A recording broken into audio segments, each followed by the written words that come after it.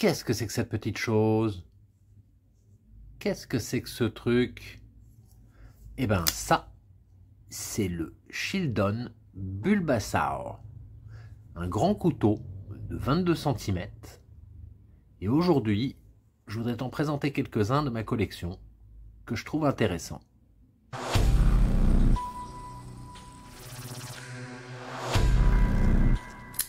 Bonjour à tous, vous êtes sur Lame de Pique, la chaîne des collectionneurs de couteaux. Que vous soyez un accro du flipper ou un fanat du roulement à billes, ou au contraire un blasé de l'ouverture assistée, bienvenue à tous sur Lame de Pique, la chaîne des passionnés du canif. Alors, la chaîne Lame de Pique a dépassé les 1000 abonnés, et c'est grâce à toi, c'est grâce à vous, et je vous en remercie. Je suis content de voir que ça vous plaît, et puis que je parle pas dans le vide. Donc, on continue. Alors, en général, je présente plutôt des couteaux qui sont comme ça, des petits, des mini, des ch'tios, ou plus simplement des couteaux de pleine taille, comme celui-ci. Mais c'est rare que je parle de grands couteaux, alors qu'il y en a des très intéressants. Alors, on va faire ça en deux fois. Je vais faire une première vidéo aujourd'hui sur les couteaux qui font 22 cm et quelques. Et puis la prochaine fois, une vidéo sur les XXL, les couteaux qui font plus de 23 cm, les Big Boys. Allez, c'est parti. Le Ontario Rat numéro 1. Alors c'est difficile de parler de grands couteaux sans parler de celui-ci. Le Rat numéro 1 de Ontario, c'est vraiment un couteau iconique qui est sorti en 2002, qui est vraiment le couteau EDC, outdoors, super résistant. Alors, un couteau qui fait, allez, 22 cm pour 142 grammes, avec une lame de 3 mm d'épaisseur, hein, une bonne lame. C'est de l'acier AUS 8, inoxydable. C'est une lame de forme drop point, ici en finition satin. Il a un clip qui est réversible, mais qui en plus est montable sur 4 positions, donc tip up ou tip down. Le manche est en nylon renforcé ou FRN. Ça s'ouvre avec des thumb studs et c'est un liner lock, très solide liner lock, avec un bon accès. Donc une action quand même très fluide, bien que ce soit des washers. Alors ce couteau existe en une foultitude de modèles. Déjà que ce soit la couleur des manches, tu as vraiment un choix très très varié. La couleur de la lame, tu peux l'avoir donc comme je t'ai dit, soit en finition satin, soit en finition noire. Tu peux aussi avoir des lames qui vont être dentelées. Et puis tu as un modèle avec lame acier AUS 8 comme celui-ci qui est à 46 €. Et des modèles en acier D2 qui sont à 50 €. Par ailleurs, tu as aussi un plus petit modèle, l'Ontario Rat 2. Pareil, avec autant de déclinaisons. Hein, qui est à peu près à 43 balles, 44 balles si je ne me trompe pas. Alors celui-ci est beaucoup plus petit, on est à, allez, 18 cm. Hein. Mais voilà, donc c'est un couteau qui est très populaire, qui a été vraiment apprécié de beaucoup de gens, parce qu'il était pratiquement incassable. Regarde, c'est monté ici, tu as 1, 2, 3, 4, 5 spacers, donc ça va bien te renforcer les plaquettes. Hein. Et puis le manche aussi est en FRN, en nylon renforcé, mais très solide.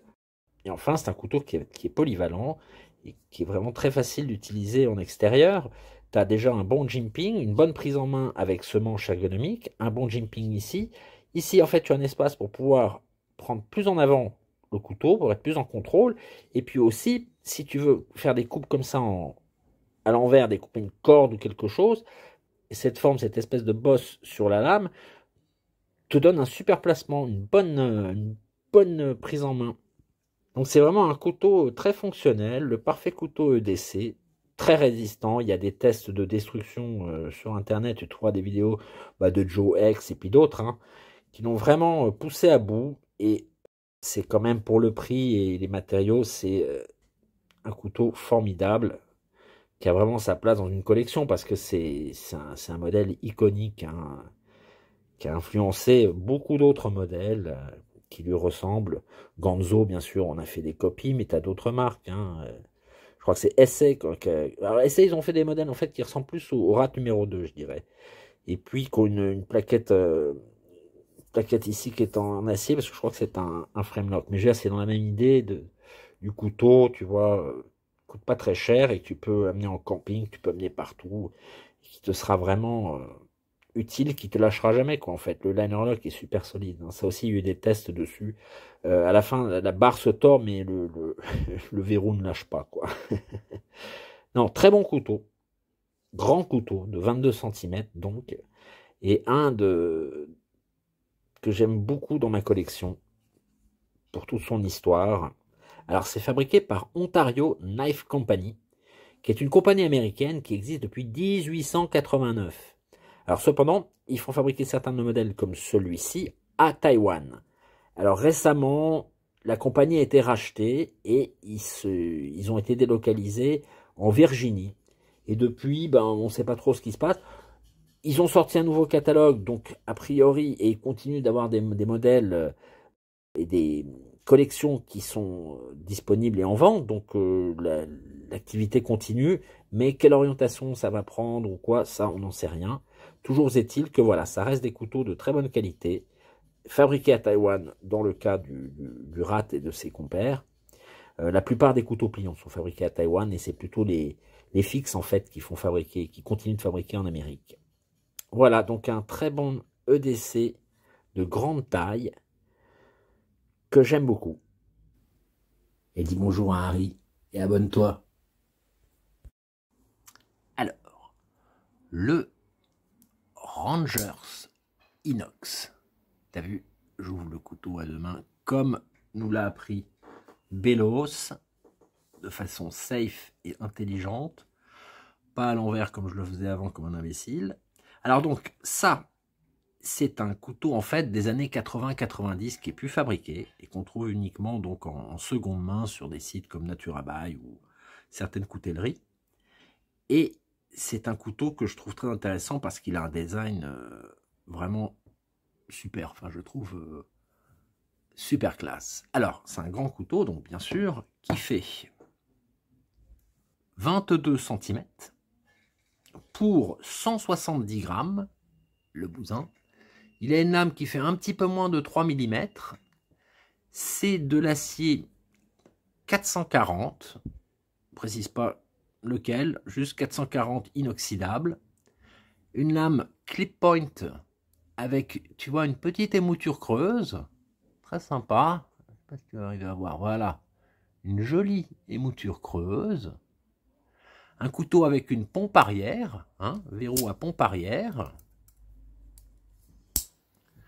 Il n'y a pas de jeu, ça se tient bien. Alors on l'a bien en main, hein. C'est comme un grand Buck 110, on va dire. Hein. Ça ressemble, c'est pas exactement ça, mais... Alors c'est un couteau qui a quand même de très belles finitions. Hein. Pour l'époque, écoute, enfin pour l'époque, je fais des beaux couteaux, je dirais, mais... Tu vois, c'est pas mal, hein. Ouais, il n'y a rien qui accroche. Il n'y a pas d'angle, tu vois, coupant, ni rien. Les trous, là, c'est pareil, ça a été chanfreiné.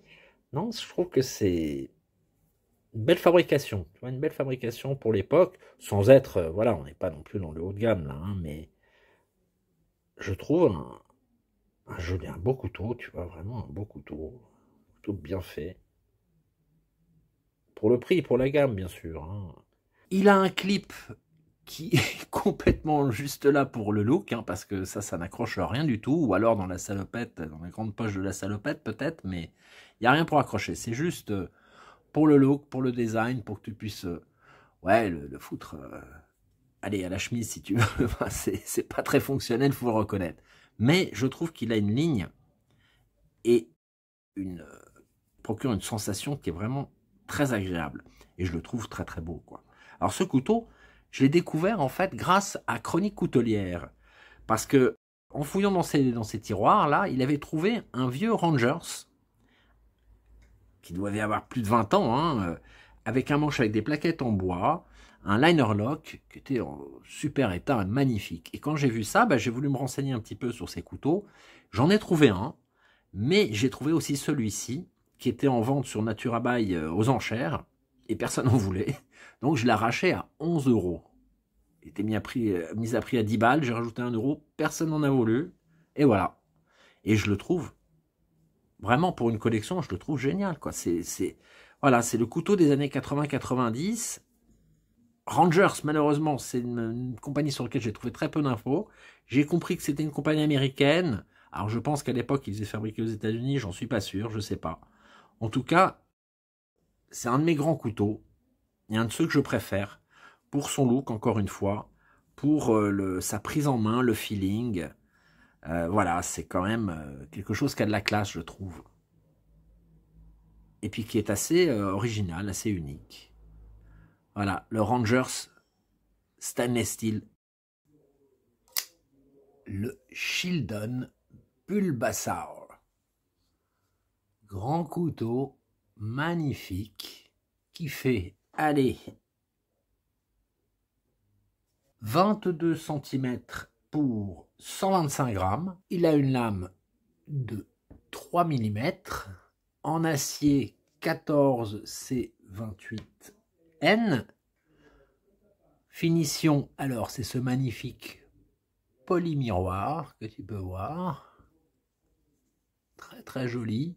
Alors c'est pas la plus grande qualité de polymiroir non plus, hein, mais c'est pas mal. C'est pour ça que je l'ai acheté.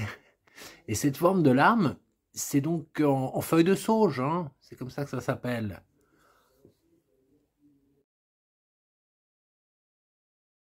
Le manche étant G10, donc vert, comme ça, si tu veux un peu fluo. Tu as des petits colliers de pivot qui sont en titane, anodisé. Très joli, hein. Le clip n'est pas réversible et n'est pas non plus deep carry. Je dirais que c'est un des défauts de ce couteau. Mais bon, il faut être franc, c'est pas le couteau qui va... C'est pas un vrai couteau de décès, ça. Si, tu peux l'amener un petit peu en ville pour t'amuser, mais tu vas pas pouvoir bricoler beaucoup avec, parce que dès que tu mets ton doigt là-dessus, pop, il y a une tache, quoi. Donc, c'est un couteau pour la collection, hein. Alors, il s'appelle Bulbasaur. J'ai bien compris, c'est le nom d'un Pokémon. Bon, c'est une compagnie qui est assez jeune, hein, qui a vu le jour en Chine en 1998, mais qui a lancé cette gamme de couteaux assez récemment. En fait, avant, il faisait beaucoup de OEM, c'est-à-dire qu'il fabriquait des couteaux pour les autres, surtout. Donc, Shindon, c'est une compagnie qui est basée à Guangdong, en Chine. C'est un peu le tiers chinois, hein. Guangdong, c'est là où il y a beaucoup de compagnies de couteaux qui sont basées. Et ils sont connus surtout au départ pour faire beaucoup de OEM, c'est-à-dire qu'ils fabriquent des couteaux pour d'autres designers, ou même te proposent de faire des designs pour tes couteaux. Alors par exemple, ils font pas mal de modèles sans marque ni rien du tout, que tu vas te retrouver après peut-être les couteaux un peu de station-service, pas trop chers, que tu vas retrouver dans les objets publics promotionnels. Les mecs mettent leur logo dessus et puis après filent ça à leurs clients. Mais ils ont aussi toute une gamme de couteaux outdoors et multi-tools. Et récemment, donc ils ont commencé un petit peu à se spécialiser dans l'EDC, de surfer sur la vague. Et je crois qu'ils ont 23 modèles, 35 variations, enfin... Et c'est des gens qui ont quand même une bonne réputation. Il y a quelques modèles qui étaient critiqués, enfin qui étaient peut-être de qualité inégale, mais récemment ça s'est bien amélioré. C'est des gens qui sont assez jeunes. Donc voilà, tu as un grand panel de modèles, toujours des couteaux quand même avec des designs un peu hors du commun, hein. Ils travaillent avec des designers, beaucoup de designers occidentaux, dont par exemple Dirk Pinkerton, qui est un mec qui bosse aussi pour Concept, et puis CGRB et Artisan Cutlery, qui a sorti des modèles très connus, hein, le Main Street, et puis d'autres couteaux comme ça qui ont bien marché.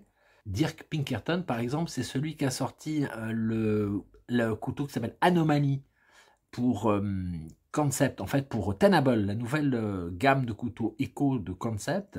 Il a sorti un couteau donc qui s'appelle l'Anomaly, qui ressemble vachement au Kaiserland, c'est vrai, mais qui est pas mal non plus. Donc voilà. Et donc, Shieldon travaille avec des designers de ce calibre, ce qui est quand même pas mal, quoi. Donc voilà, petite compagnie intéressante, et ils ont ce modèle, le Shieldon, qui est quand même assez particulier.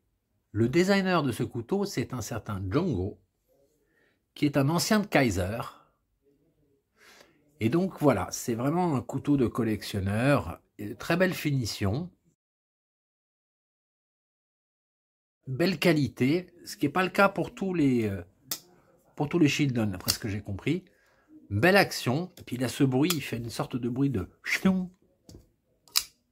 Tu vois, espèce de ch'toum, comme une catapulte un peu. Action au flipper, liner lock avec un très bon accès, fonctionne très bien, hein, une belle action, c'est monté sur roulement à billes. Un couteau de ma collection que j'affectionne particulièrement, surtout pour ce finish, donc polymiroir, c'était mon premier couteau polymiroir. J'en ai un autre, c'est un Opinel, que j'ai découvert grâce à Alain des lames dans l'âme. Mais sinon, voilà, c'était ça. Et je voulais avoir dans ma collection un couteau avec ce finish qui est d'habitude réservé aux couteaux haut de gamme, etc. Ça, c'est un couteau qui vaut 77 €. Hein. Voir. Ouais, voilà. C'est pas un drop shot, mais il y a une bonne action, c'est assez fluide. On l'a bien en main, tu as quand même un petit jimping ici qui est pas très agressif. Hein. Tu peux voir, c'est pas très agressif, mais avec cette petite forme ici, tu le tiens bien. Tu n'as pas vraiment d'endroit où tu peux te placer plus en avant sans te couper, donc on va rester sur cette position.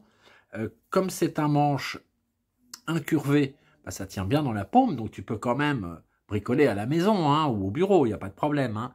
Mais disons que tu vas pas amener ça en camping ou en balade, en trekking. Hein. Ça, c'est quelque chose de très urbain quand même. Et puis ce nom-là de Pokémon, bon, voilà, ça te dit un petit peu à quelle génération ça s'adresse. Mais moi, je l'apprécie, je l'aime bien. Je trouve qu'il est beau, je dirais pas qu'il est élégant parce qu'il est quand même très criard, mais voilà, c'est un couteau qu'on s'attend à trouver dans une collection et que je regrette pas du tout d'avoir acheté. Ce bruit à chaque fois. Outou. Outou. Outou. Outou. Excellent. En plus, alors je m'en sers pas beaucoup, c'est vrai. C'est surtout quand j'ai envie de jouer avec et puis de regarder une belle lame, parce qu'elle a vraiment une superbe forme. Un joli finish, hein. C'est pas le plus beau polymiroir que tu pourras trouver, c'est vrai, mais c'est quand même très agréable. Donc voilà, un couteau pour la collection, je dirais. Le Shieldon Bulbasaur. Le CVV Praxis en button lock. Alors c'est pareil, celui-ci c'est pas une nouveauté, hein. C'est un couteau qui est sorti il y a quelques mois déjà. Au départ il est sorti en version liner lock, hein, et c'était déjà une très bonne affaire, un très beau couteau. C'est un couteau qui était à moins de 50 balles. Alors il était peut-être un peu plus cher avec le manche en Ultem, mais vraiment pour le prix, tu avais du Nitro V, une action qui est exceptionnelle chez CVV comme d'habitude, cette superbe lame à émouture plate, drop point bien large, un super slasher, un super trancheur. Enfin, c'est un couteau qui a vraiment bien marché. Moi, je me suis rué dessus dès que j'ai pu me l'offrir. Et la différence, c'est que ben, le liner lock, lui, il faisait, allez, 21 cm, hein, 21 cm et quelques, alors que le button lock, il est un peu plus grand, et il fait nos 22 cm, et c'est pour ça qu'il est dans cette vidéo. Bye bye le liner lock, hello button lock. Alors, on a dit 22 cm pour 115 grammes, une lame qui fait, hop, allez, 3 mm, un drop point, ici en version satinée, hein, une belle émouture plate, un faux tranchant sur le dessus, une belle, un bon slasher, un bon trancheur, hein. Une action exceptionnelle. Les CVV, c'est vraiment les rois du button lock, hein. Il y a, hop, là ça c'est le flipper, c'est moi qui déconne, mais je veux dire, leurs button lock, ils sont toujours impeccables, super verrou, tu peux y aller ça bouge pas. C'est vraiment toujours de la bonne qualité, ça. Le manche ergonomique, hein, avec quelques encoches là pour placer tes doigts. Tu as même une encoche devant pour te passer plus en avant sur la lame pour être davantage en contrôle. Un petit jimping, pas très agressif, c'est vrai, mais qui te permet quand même de bien maîtriser la lame. Et puis qui permet de travailler en précision si tu veux, quoi. Donc un vrai couteau EDC vraiment fonctionnel et de très bonne facture comme d'habitude avec CVV. Hein. Le clip, bon bah c'est le clip habituel chez CVV, réversible, deep carry, pas très joli, on est d'accord, hein, mais bon, ça fait le job. Alors le CVV Praxis en button lock, il vient toujours avec des manches en aluminium. Donc tu as un modèle avec un manche jaune ou un peu vert fluo avec la lame en finition satin. Tu as un modèle avec le manche en aluminium noir avec une lame noire en black wash. Et puis tu as un modèle avec le manche en aluminium noir et une lame en damas, un très beau damas, très distingué, assez original, qui est vraiment magnifique. Et puis celui-ci, que moi je préfère parce que je sais pas, je trouvais que j'ai vraiment flashé dessus. Hein. Je trouvais que c'était très élégant. Cet alu qui c'est pas exactement la même couleur que la lame, on est d'accord, mais je sais pas, ça va très bien avec et je l'ai attendu ce couteau. J'étais très impatient de l'avoir et je sais pas, il résonne pour moi, je le trouve magnifique. Hein, une superbe lame et puis même la texture de l'alu. C'est pas glissant. Je l'ai utilisé quand j'avais les mains mouillées. Ça glisse pas. Tu as une espèce de texture très agréable. Et puis, bon, ça fait un petit, je sais pas, une sorte pas d'écho, mais de petit bruit qui est vraiment significatif du CVV quand tu l'ouvres avec une crosse aluminium. Ça fait pareil sur le Chevalier. C'est pas très lourd, hein, très agréable. Vraiment un bon couteau, bon EDC. Alors, il existe aussi en version mini. Enfin, un mini qui fait quand même 17 cm, et qui est pas cher du tout, qui est à 40 balles. Alors là, c'est pareil, je crois que tu as au moins 4 ou 5 modèles. Il y en a un manche vert, lame en black wash. Tu en as un autre manche noir, alors c'est du G10, hein, les manches. Et puis, lame finition satin. Et puis, tu en as un lame damas, manche en bois. Et puis, tu en as deux en Ultem, un avec la lame en finition satin et un avec la finition en PVD noir comme celui-ci, comme mon premier Praxis en fait. Et ça, je l'ai pas mal utilisé. Et je dois dire que le PVD a vraiment bien tenu. Hein. Il n'y avait rien à dire. Hein, c'est vis, la bonne qualité. Alors, je ne sais pas si je l'avais précisé, mais cet acier, c'est du Nitro V. Hein. Donc, c'est un bon acier inoxydable. C'est du D2 inoxydable, on va dire un peu. Ça s'aiguise pas mal. Ça garde, je crois, un petit peu moins bien le tranchant que le D2. Mais c'est un très bon acier. Celui-ci m'a coûté 80 €. C'est un petit peu plus cher que la version Liner Lock, c'est vrai, mais il est plus grand, puis c'est un button lock. Et j'ai aucun regret là-dessus, je trouve qu'il les vaut complètement. Voilà, donc CVV Praxis, un de mes couteaux de 22 cm préférés. Le Cold Steel AD15. Alors ça, c'est quand même le couteau de la fin du monde. Hein. Le Cold Steel AD15, ça rigole pas. Alors, 22 cm pour 184 grammes, une lame qui fait 3,8 mm, en acier S35 VN, un très bon acier haut de gamme, hein, avec ici une belle finition satin, avec un tiret en long ici, et un affûtage, allez on va appeler ça un affûtage sabre, hein, je crois que c'est comme ça que ça s'appelle. L'ouverture se fait au thumb stud, et tu as ce fameux verrou qui est le verrou, donc le Scorpion Lock. Alors Scorpion Lock, c'est la réputation d'être un verrou très solide, parce que tu vois, ça fonctionne avec cette pince qui vient bloquer la lame ici, puis avec ta main qui vient le contrôler. En réalité, bon, c'est un verrou solide, c'est sûr, mais le fait que tu aies ta main dessus, pour moi, c'est pas une garantie de solidité. C'est surtout que, voilà, ça vient prendre ici, là, tu as 3 points de... Tu vois, il prend ici petit ergot là et un petit ergot là.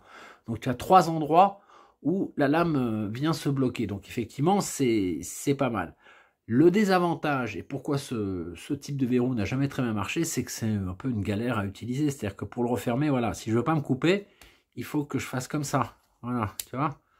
Pas du tout pratique. Et même pour le sortir, si je fais pas attention et que je serre trop ici, bah, j'ai du mal à... Tu vois, ça va sortir comme ça en slow roll, mais si je veux le faire claquer, il faut que je sois très loose, que je sois très lâche sur le verrou ici. Et puis même, hein, tu as quand même que tu le veuilles ou non, tu appuies un peu dessus. Donc, c'est pas très pratique. Je crois que c'était voilà, une bonne idée de designer, enfin, un bon projet de designer. Demko, le mec qui a fait ce verrou, qui a fait aussi le Tri-Lock pour Cold Steel, c'est un peu sa spécialité. C'est un mec qui fait des verrous à chaque fois de plus en plus résistants. Je crois qu'il a fait aussi le Atlas Lock. Hein, donc bon, oui d'accord, c'est son truc. Mais franchement, c'est pas étonnant que peu de compagnies, ou presque aucune compagnie à part la sienne et puis Cold Steel, ait utilisé ce type de verrou. Cependant, voilà, ça reste quand même un couteau assez mythique et extraordinaire. Déjà parce que, putain, quand tu l'as en main, c'est un beau bébé. Hein, et puis, tu sens voilà, c'est Cold Steel, c'est increvable, c'est incassable. Encore une fois, je te recommande les vidéos de Joe X, qui les a torturés jusqu'à destruction. Et tu vois à quel point c'est résistant, ces couteaux. Pour des pliants, hein, je parle, pour des pliants. Mais non, voilà, ça c'est quand même un super couteau de la fin du monde, qui a sa place dans une collection. Hein. Cold Steel, c'est une compagnie américaine qui existe depuis 1980. Leur spécialité, c'est la fabrication d'armes blanches de toutes sortes, super costauds, super résistantes, et en général, ils font pas dans la dentelle. Ils sont connus pour leurs gros couteaux pliants avec des verrous très résistants, donc comme le Triad Lock, l'Atlas Lock et notre Scorpion Lock. Mais ils ont aussi un catalogue qui comprend des énormes poignards, des machettes en tout genre, des sabres, des katanas, des répliques d'armes médiévales, des casse-têtes et des masses d'armes, et j'en passe. Alors Cold Steel, c'est basé à Irving, Texas, mais notre couteau AD15 et beaucoup de leurs modèles les plus connus sont fabriqués à Taïwan. Mais récemment, ils ont commencé à déplacer une partie de leur production en Chine. Alors, cette version-là, c'est la version donc avec l'acier de l'espace, S35VN, très bien. Ça m'a coûté 202 balles, mais tu as des versions en light, ça s'appelle AD15 Light, avec une lame en acier AUS 10 qui coûte 130 €. Donc c'est quand même plus abordable, et ça reste des couteaux tout à fait de très bonne qualité, avec des aciers tout à fait convenables. Hein. Je veux dire, le US10, il n'y a pas de problème, hein, ça résiste. Tu as plusieurs modèles. Alors, il vient avec manche noire, lame noire, manche comme celui-ci, c'est-à-dire olive et kaki avec une lame noire, ou encore simplement avec manche noire et lame en finition satin. Les versions en lame noire sont un peu moins chères, elles sont à 180 € avec l'acier S35VN, et à ma connaissance, il n'y a pas de modèle light avec des lames noires. Le manche est en G10 pour la partie inférieure, et ici c'est de l'aluminium, ce qu'ils appellent le yoke. Cette partie-là s'appelle un yoke, c'est en aluminium. Le clip est, alors certainement pas deep carry, hein, c'est vraiment un clip, là tu vas le faire ton couteau, on va le voir, mais il est réversible. Il est réversible, et puis surtout tu peux l'enlever, parce que franchement un couteau comme ça, je suis pas sûr que vraiment ça se porte en haut de la poche, c'est mieux au fond de la poche ou dans un sac, parce que ça pèse son poids, et puis bon, l'utilité, enfin tu vois, c'est quand même un couteau pour moi d'outdoors, hein, tu mets ça en randonnée, en camping hein, peut-être, mais tu vas pas utiliser ça dans la vie de tous les jours, dans le civil on va dire. Sinon, la prise en main est quand même très bonne, tu as une petite encoche ici, si bien que tu as un manche assez ergonomique, avec cette partie-là qui te permet de bien en contrôle, bien tenir ton couteau solidement. Tu as un bon jimping là, très agressif, que tu peux bien poser ton pouce, donc vraiment tu maîtrises. Pareil, tu as une petite encoche ici que tu peux utiliser si tu veux le prendre en choke, comme les Américains, c'est un peu plus en avant. Ça va, bon, je ne resterai pas très longtemps parce que tu es quand même proche de la lame, du fil de la lame, et bon, c'est pas super confortable. Mais disons pour travailler en précision, par exemple, ok, pas de problème. Donc un grand couteau, un gros couteau, qui fait quand même son poids, qui est peut-être un peu trop lourd pour de l'EDC, vraiment, mais qui trouve tout à fait sa place hein, en outdoor, en randonnée, camping, fin du monde. Voilà, mais un couteau qui est quand même une légende et qui a tout à fait sa place dans ma collection.